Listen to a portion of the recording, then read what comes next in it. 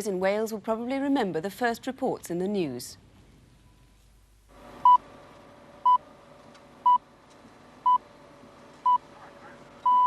Radio Wales News at 7 o'clock with Delaney Roberts on Monday, December the 23rd. Police are investigating a mystery fire at a lonely country mansion in West Wales.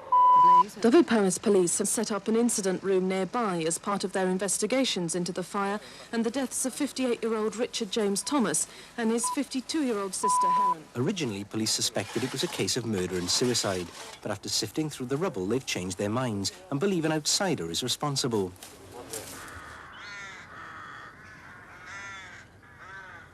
Four months later, the ruin of Scoveston Park has given police few clues to go on. Whoever set fire to the house had a clear motive to destroy the evidence of a double murder. The precise motive for the murder, however, is still a mystery which only the lives of the victims might possibly explain.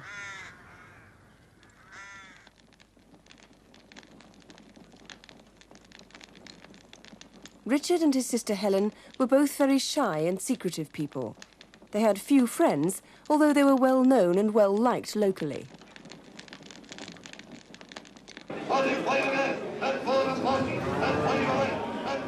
Richard was a familiar figure at the local markets. He was known as a shrewd buyer and seller of cattle and was well respected in farming circles.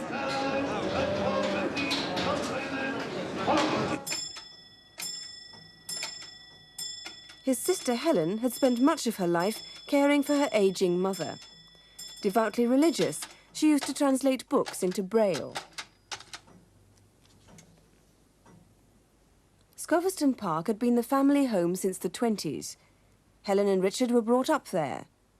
Richard's ambition had been to be a scientist, but when his father died, he felt obliged to go into farming. Although between them they owned over 600 acres of land and 5 farms, Richard was almost miserly about spending money, and the estate was run down and badly in need of repair. Even his car was on the point of collapse.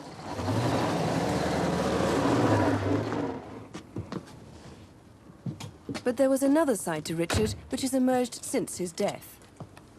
Police now know he frequently visited the local Palace cinema in Haverfordwest, particularly when late-night X-rated films were being shown. 2 tickets, please. £2, please. Yeah. Thank you. Thank you very much. One, please. £1, please. We also know that on the last 2 occasions, Richard met a fat, bearded man and sat with him throughout the film. No one knows who that man was. It's the morning of the last Sunday before Christmas. 2 loggers were working in the grounds of Scoveston Park. Richard spoke to them at about 9:30. David, I'm a bit worried about an elm that's dead. I wonder if you could have a look at it. While Richard worked on the farm, Helen was at church in Stainton, a mile away.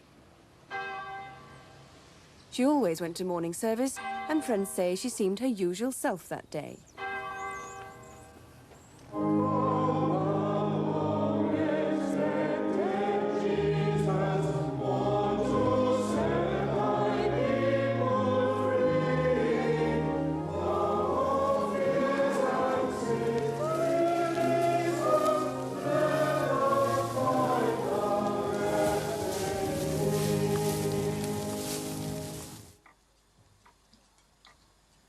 Richard and Helen always had their lunch at exactly 12:30.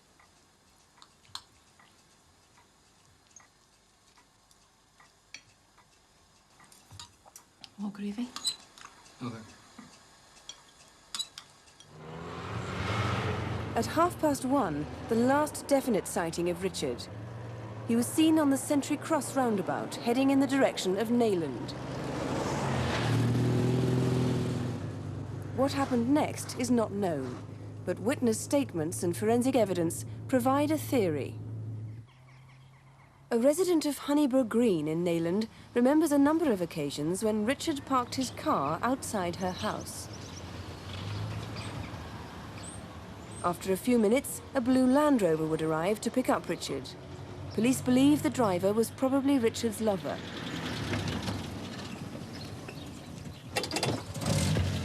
We don't know this happened on that day, but forensic evidence has revealed that Richard did have sex with another man that afternoon.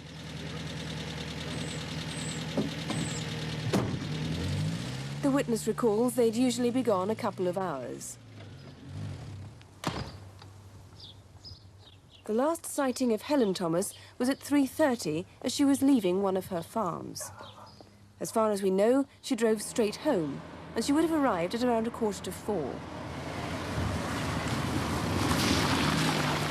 Exactly what went on inside Scoveston Park that afternoon and evening isn't known, but several cars and people were seen outside near the path leading to the house. At 4:15, a yellow car similar to a Chevette was parked across the entrance to Scoveston Park, and the driver appeared to be leaning out of the passenger door. On the same stretch of road, a blue Cortina and a blue Land Rover was seen at 4:30 and again at 7:10. And at 5:30, a bearded man was seen staring intently at Scoveston.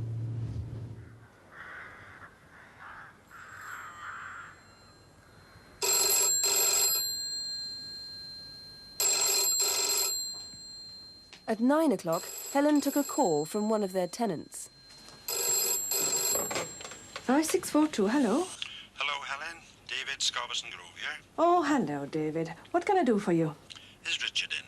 No, I'm afraid he's out just now, but I don't think he'll be very long. To the caller, Helen sounded quite normal, but it was the last known contact with either of the Thomases.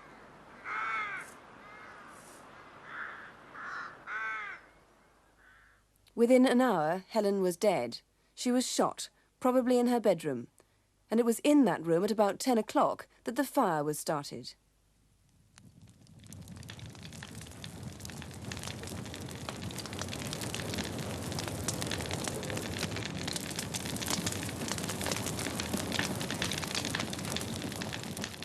At 10:10, Andrew Main, a gas engineer, was driving home about a mile from Scoveston.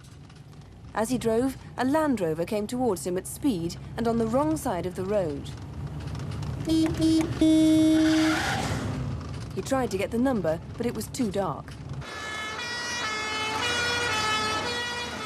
The fire brigade were called at 11:29. They arrived within minutes.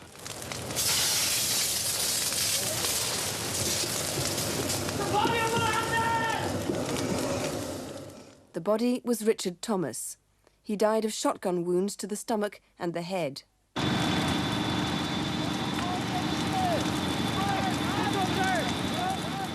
It took firemen 5 hours to totally extinguish the blaze.